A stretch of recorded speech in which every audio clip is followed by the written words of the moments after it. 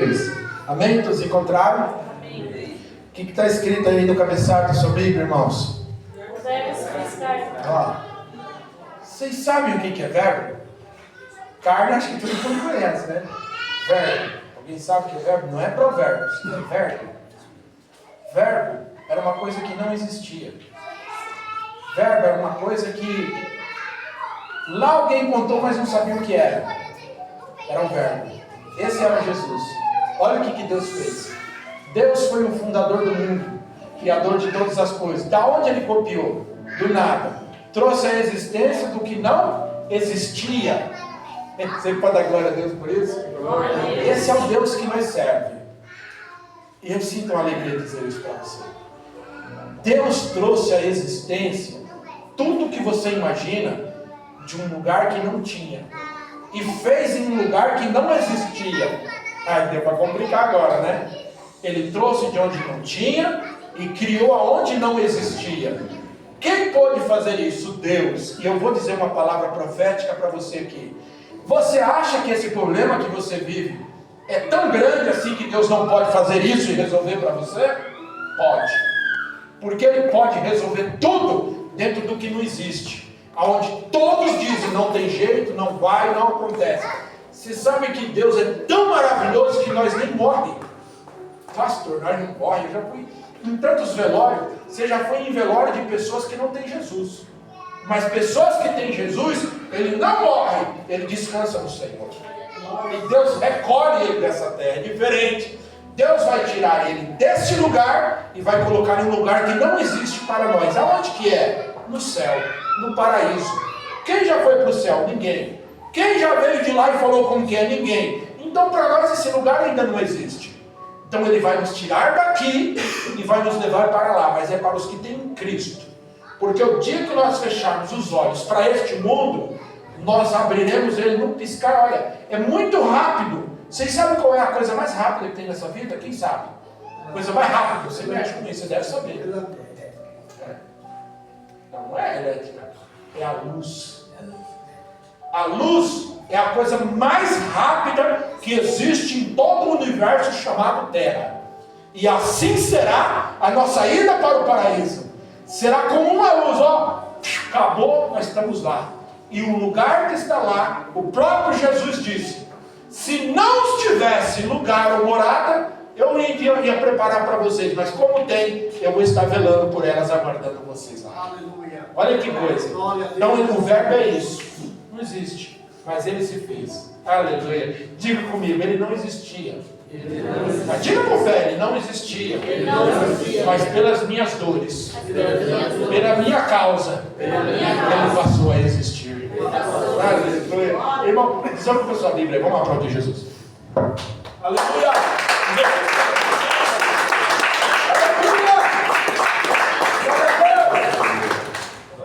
Porque ele é digno de ser aplaudido por nós. Ele é digno de ser glorificado por nós. Ele é digno de tudo que nós somos. O Senhor é digno de tudo que nós podemos fazer, mesmo fracos. Ainda podemos glorificar a Ele. Ele é digno de tudo que nós possamos imaginar. E está escrito assim, ó, no princípio, ele está dizendo no começo, de tudo. Princípio significa começo. No princípio era o verbo, e o verbo estava com Deus, e o verbo era Deus. Eita, dá para entender isso? Olha que profundidade. E ele estava no princípio com Deus, e todas as coisas foram feitas por ele, e sem ele nada que foi feito se fez. No versículo 4, e nele estava a vida, e a vida era a luz dos homens. Eita glória! E ele diz no 5, e a luz resplandeceu nas trevas, e as trevas não compreenderam. Houve um homem enviado de Deus, cujo nome era João Batista, né? E este veio para testificar, ou testemunhar, ou anunciar, para que testificasse a luz, para que todos crescem por ele. Versículo 8, mas era ele a luz, mas veio para testificar da luz, E ali estava a luz verdadeira, que ilumina todo homem que vem ao mundo, e estava no mundo, e o mundo foi feito por ele, e o mundo não conheceu. Olha o versículo 11: e veio para os que era seu, e os seus não o receberam, mas a todos, diga comigo, vamos ler junto no 12: mas todos quanto receberam, lhe deram o poder de serem feitos filhos de Deus, aos quais creu no seu nome. Amém? Podem se assentar glorificando a Deus. Olha que coisa linda essa palavra. Eu vou anunciar essa palavra para os irmãos que estão em Cristo Jesus, porque existem muitas pessoas na igreja que ainda não estão em Cristo. Tem muitos que não acreditam mais em Cristo. Tem muitos que não creem mais na genuína palavra de Deus. Tem muitas pessoas que estão desligadas da videira. Tem muita gente que eu não sei aonde que eles foram enxertados. Eu não sei aonde eles foram. Olha, enxerto é uma coisa tão fantástica. Eu imagino que os irmãos que são aqui da agricultura sabem o que é enxerto. Você sabe que para dar uma mexerica, uma pocã doce, gostosa, deliciosa, ela precisa ser enxertada em um pé de limão. Você sabia disso?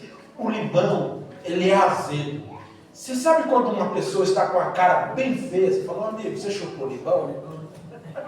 Você já ouviu essa expressão aí? Por quê? Porque ele está com a cara feia, enjoada, uma cara de pessoas que parece que brigou com o mundo. Aí você olha para ele, para não falar para ele: rapaz, você é feio. Você fala: amigo, você chupou limão? Porque ele está com a cara de azedo. Então, enxertado, e o limão é uma coisa assim, irmãos, que não dá para ficar chupando toda hora, pegar um limão, cascar, comer. É muito bom para a saúde, mas ninguém faz isso todo momento. Imagina você levantar de manhã, você ter que chupar 3 limões, Justo? Imagina, misericórdia. Não é fácil, né? Mas uma mexerica, que é doce, saudável, todos nós queremos. Quando nós vamos numa banca de fruta, nós ainda selecionamos o que nós quer pegar. Sim ou não, irmãos?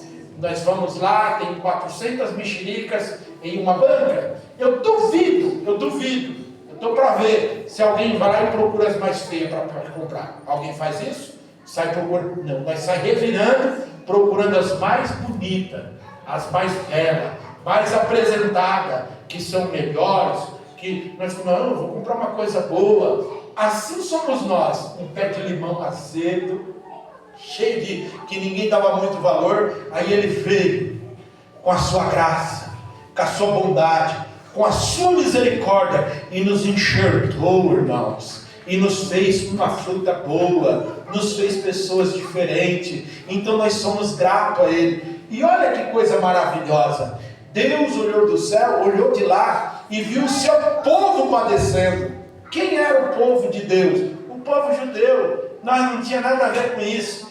Graças a Deus que Saulo de Tarso, ele se converteu a Paulo, e ele se converteu ao cristianismo, e ele mudou a sua vida. E a mensagem de Paulo era para os gentios, que somos nós. Nós fomos alcançados como aqueles que foram alcançados na ilha de Malta, e nós fomos alcançados pela palavra pregada não por Jesus, mas pelos apóstolos, pelos evangelistas, pelos homens que escreveram as palavras do Evangelho, pelos homens que caminhou com Jesus, pelos homens que tinham relato de Jesus, e eles buscando a fundo, eles escrevem. João, ele dá ênfase na palavra, dizendo que no princípio de tudo era o verbo, não existia, e o verbo se fez carne. O que ele está dizendo? Se fez como um de nós. Olha que nível que Jesus chegou para nos abençoar.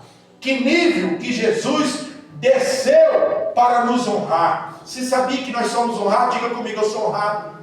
Diga com fé: eu sou honrado. Porque Jesus vive na minha vida. Então, olha a importância que nós temos para Deus. Tínhamos e temos. E a Bíblia está repleta de palavras dizendo que com a permissão de Deus nós existe, Ele tem a nossa existência, é com a permissão de Deus.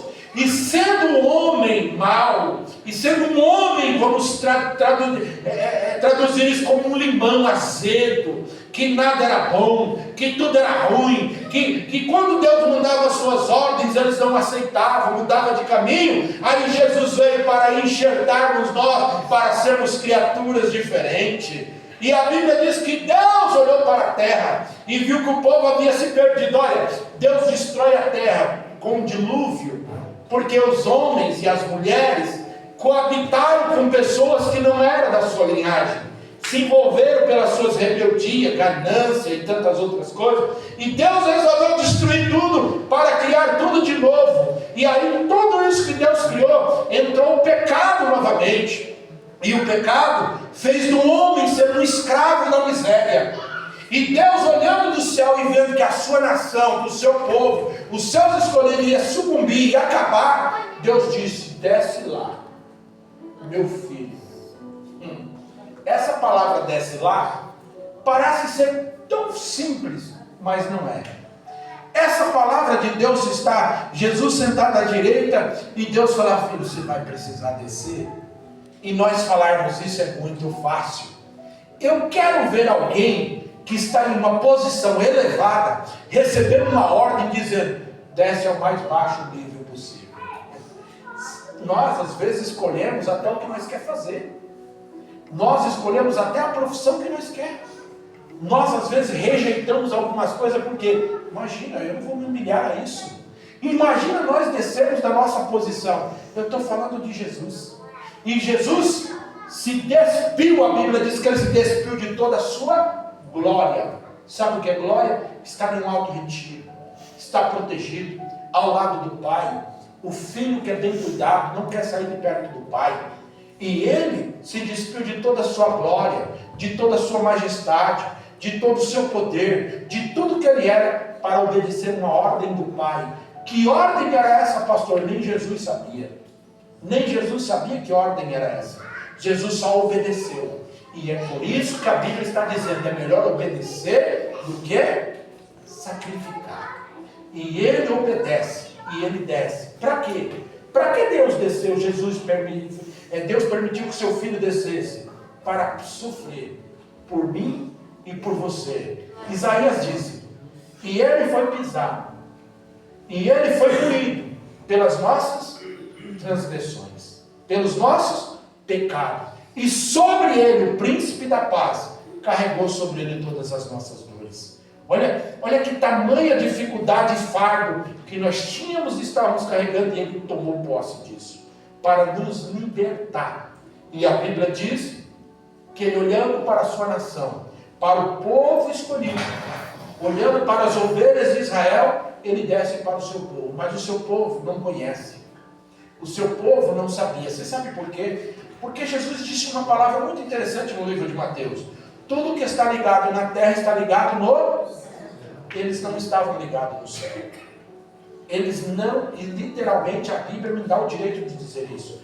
Eles estavam como moinha, que está escrito no Salmo de número 1, que já foi lido, que é como moinha que o vento espalha, vai para qualquer lado. Eles não tinham direção nenhuma. Em Apocalipse, a Bíblia diz no capítulo 3, na igreja de Laodiceia, a Bíblia diz que o próprio Jesus está para o lado de fora. Por que ele está para o lado de fora? Por que ele bate na porta? E ele pede para que abra uma porta, para que ele entre e ceia, porque ele está para o lado de fora. Por que a correção em Laodiceia foi: vocês não são frio e nem quente, vocês são morno, e da minha boca vomitarei, vocês são rejeitados por nós, por o Pai e pelo Filho e pelo Espírito Santo. A correção foi mais porque era uma igreja de judeus, que ele diz assim: e o farei, e ele diz assim na igreja de Filadélfia, ele diz: e o farei, que se dizem de judeus e não são e mentem, que se prostre aos teus pés e me adore, porque saibam quanto eu te amo. Aí a carta está dizendo para os gentios: aqueles que se dizem ser, não me adoram. Ele disse a mesma coisa para a mulher silofênica. Ela disse: nem Israel na minha terra eu vi tamanha adoração quanto estou vendo dessa mulher. E eu vou te liberar uma palavra para você. Você quer vitória? Adora a Deus. Você quer vitória? Se sujeita à palavra de Deus.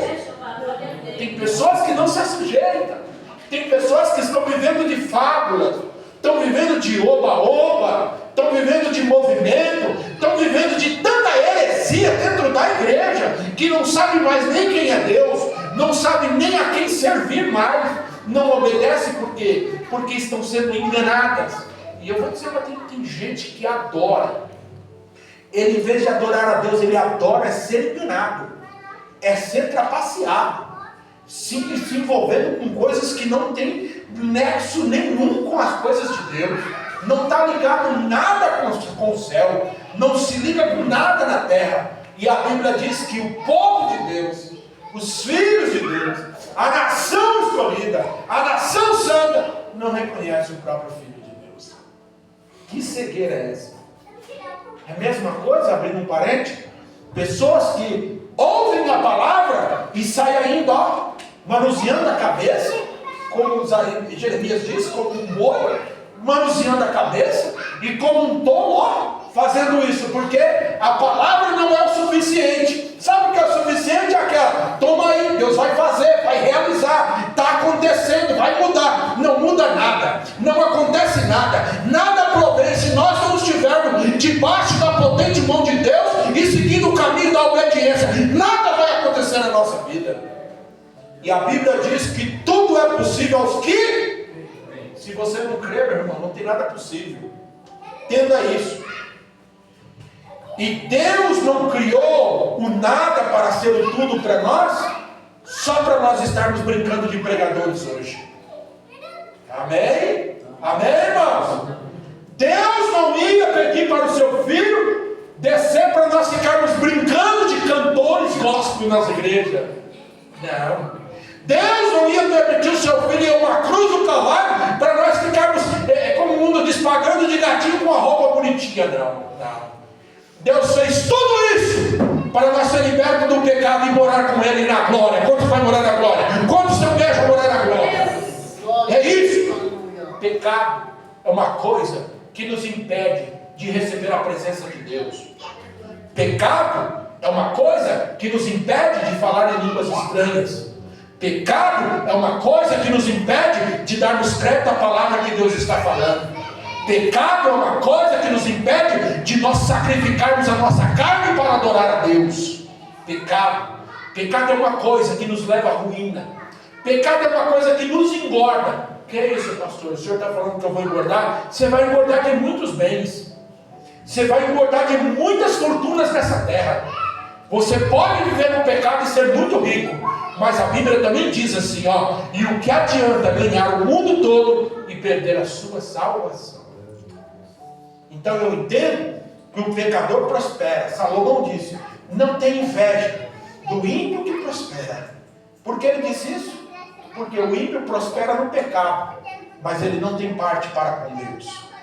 E nós que servimos a Deus, e nós que adoramos ao Senhor, e nós que somos crentes do Senhor, nós temos que entender que não foi em vão que Deus trouxe o que não era nada e fez o tudo para nós. Porque o verbo era uma coisa singular, era uma coisa que não existia, e Ele fez existir. E olha que maravilhoso, e habitou entre os homens. Ele está dizendo, entre uma divindade vai habitar no meio dos seres humanos, e vai sofrer fome, frio, temor, medo. Até Jesus sentiu medo, para você ver a que extremidade que Ele desceu para nos salvar. Mas a Bíblia diz, e ela é muito categórica, quando ela diz no versículo de número 11, e veio para os que era seu, mas os seus não o receberam. E no versículo 12, uma palavra que me alegra. Se você sair por aí e perguntar para qualquer macumbeiro, seja ele de qualquer grau da macumbaria, e você perguntar se é filho de Deus, olha, se você falar que ele é filho do cão, se apanha. Ele diz que é filho de Deus. Mas a Bíblia me diz uma outra coisa, e baseado nessa palavra, nem todos são filhos de Deus.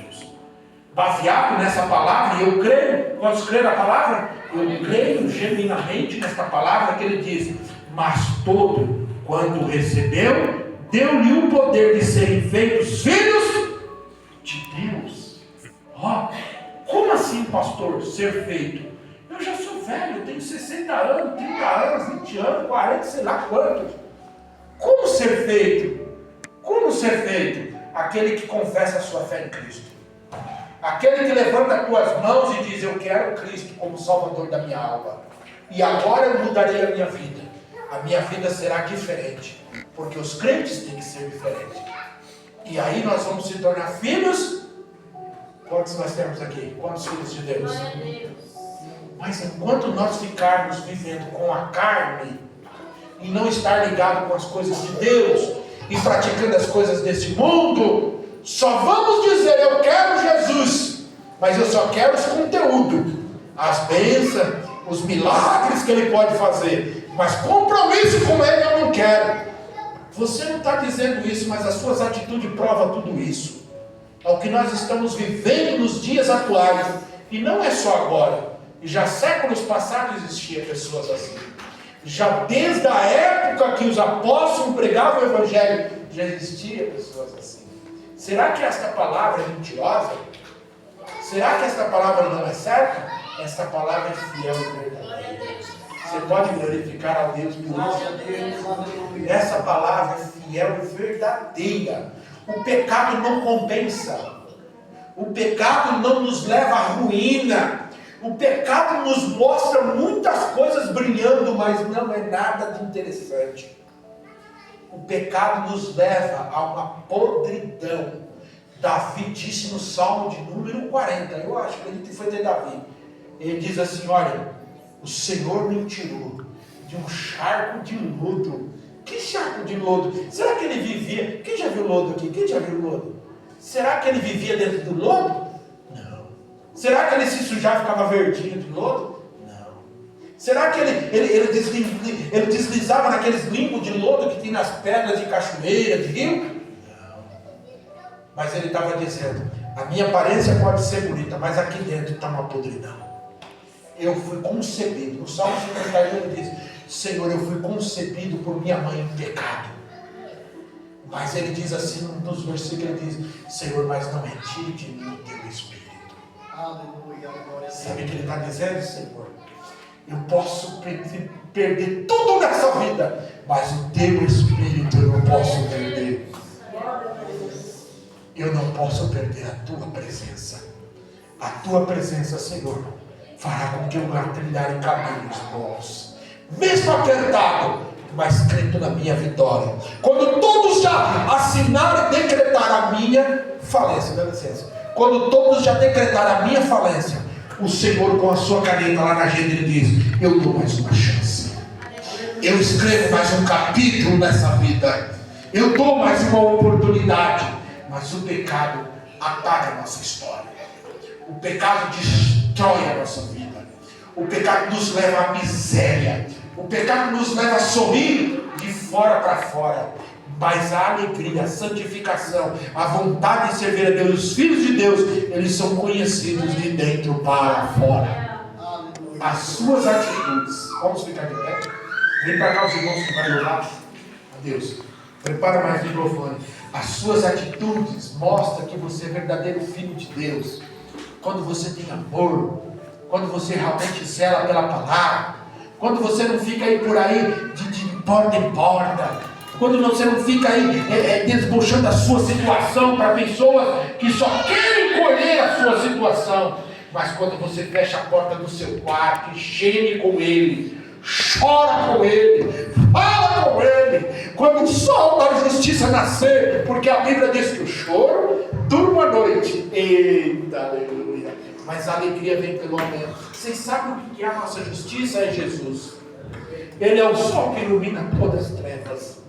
Ele é a luz que está no nosso meio. Então podemos chorar, podemos padecer, podemos sofrer retaliações, mas a nossa alma está intacta com o Senhor. E nós somos filhos de Deus. E quando somos filhos de Deus, nós somos herdeiros por essência. E o céu nos espera. A glória de Deus nos abraça. O manto do Senhor nos dá um abraço santo. E tira de nós toda frieza, toda angústia, toda tristeza, toda maldade. Que o nosso coração é ruim, mas a presença dEle nos transforma de alegria. É a presença do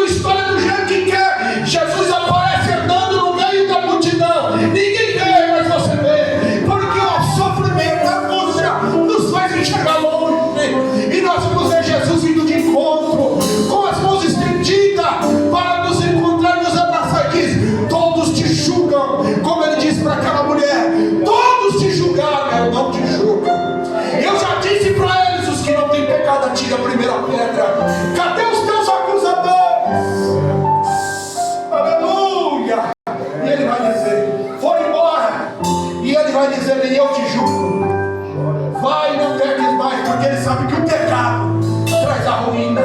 O pecado, ele nos traz coisas que amarguram a nossa vida. O pecado nos traz coisas que nos deixa cabisbaixo. O pecado nos traz tanta angústia que nós não conseguimos sobreviver, porque a nossa vida não é vida, a nossa vida é sobrevivência. E se nós